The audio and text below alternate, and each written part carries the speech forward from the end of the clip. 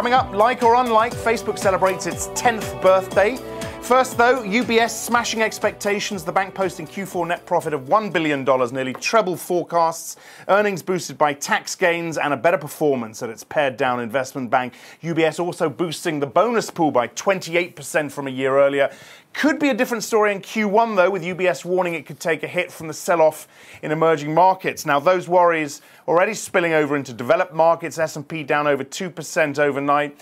It's even worse in Japan. The Nikkei down 4% Tuesday and off more than 13% so far this year. At the open here in Europe, we're off about 0.4% for the FTSE Euro First so far in the first few minutes. Let's talk about FX. Joining me is Simon Derrick, Chief Currency Strategist, Bank of New York Mellon. Hi there, Simon. And let's start with emerging market currencies and what interests you most on the back of the round that we're seeing. Okay. I think one of the fascinating things to me is you could make a perfectly reasonable argument that what's happening over the last 12 months is a lot of the pressures that have been within the currency markets over the last decade, so easy monetary policy in the United States, extreme currency policies in quite a number of emerging markets have finally started to ease.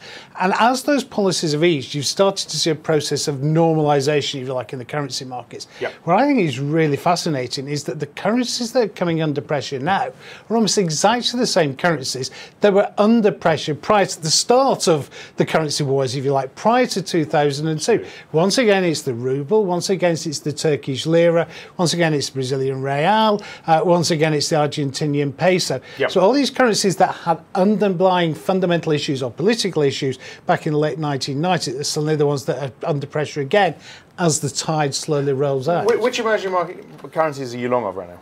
I have to be honest, I would probably still go with those Northern Asians. I still would go with South Korea. I still would go with Taiwan. That, to me, still seems by far the safest bet because they are, to all intents and worlds, developed world currencies. The Aussies had a nice boost on the back of this RBA dropping the bias towards easing. Yep. How much of a surprise was that? Well, I guess given the move in the Aussie, it was a huge surprise. Right? It was a surprise. I think, though, again, let's put it into context. If we're talking about the normalisation rates, currencies moving more towards what you consider to be fair value. I think most people, and the RBA probably as well, would argue that somewhere between 83 and 86 is probably about the right price for the Aussie. So is it that surprising as we were getting close to that they would start to remove an easing bias and they would start to remove a reference towards an overvalued Aussie? Probably in retrospect, not. I think what's interesting, though, is we're getting those complaints about high-value currency now more vociferously from New Zealand. That is still a long way from what most people would consider to be a reasonable value. Actually, I think you could also make a similar argument for the Canadian dollar. How perplexed are you by the yen's moves right now and the fluctuation we're seeing? I mean, see, the dollar's coming back a little bit. Got the we had those ISM numbers disappointing, the manufacturing. We've got the non-farm payrolls Friday. What is your expectation now for dollar yen and the yen in general? Well, I think, again, let's have a look at the yen in these kind of crises. I mean, in times past, 1998 or 2008, the yen is typically the currency that appreciates most in the middle of a crisis because it's typically the carry funding currency. Yep. I think that what's interesting to me is so far during the course of this crisis, if that's what we're having, actually the yen hasn't appreciated more. Now, we know there was some extremity of positioning, particularly on the speculative side. A lot of the data showed that, CFTC data showed that. That seems to be being unwound.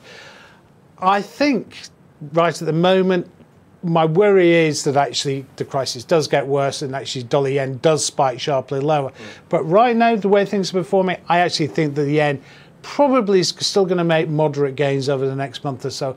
I don't see much more below 199, something like that. But let's just watch how the crisis plays out. Okay, Simon, many thanks.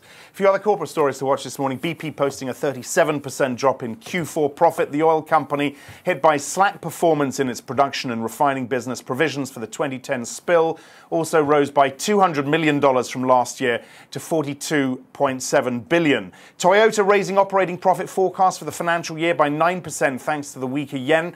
The world's biggest car maker expects to post a record operating profit of almost $24 billion. And Facebook turns 10 today. In a decade, the social network has gone from Mark Zuckerberg's Harvard dorm room to having more than 1.2 billion users worldwide. Not everyone convinced. It'll see many more birthdays, though researchers at Princeton predicting the social media site could lose 80% of its users within 3 years. That after some signs that younger users were abandoning the site.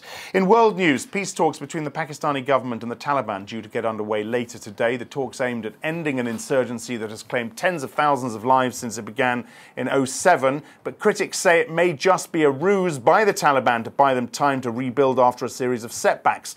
The talks come just hours after 4 policemen were shot dead by militants in Karachi. And opposition Democrats in Thailand say they'll challenge a disputed weekend election in court today. Caretaker Prime Minister Yingluck Shinawatra attempted to use the ballot to ward off anti-government protesters calling for her resignation. The Democrats boycotted the election and will file 2 complaints with the Constitutional Court. That is it for now. Let me leave you with our picture of the day. A boy stands at the barricades in Kiev armed with a baton and a shield with a graffiti portrait of Ukraine's President Yanukovych, today ruling out the use of force to clear the streets. That's according to reported comments by a political ally. That's it. I'm Axel Threlfall. This is Reuters.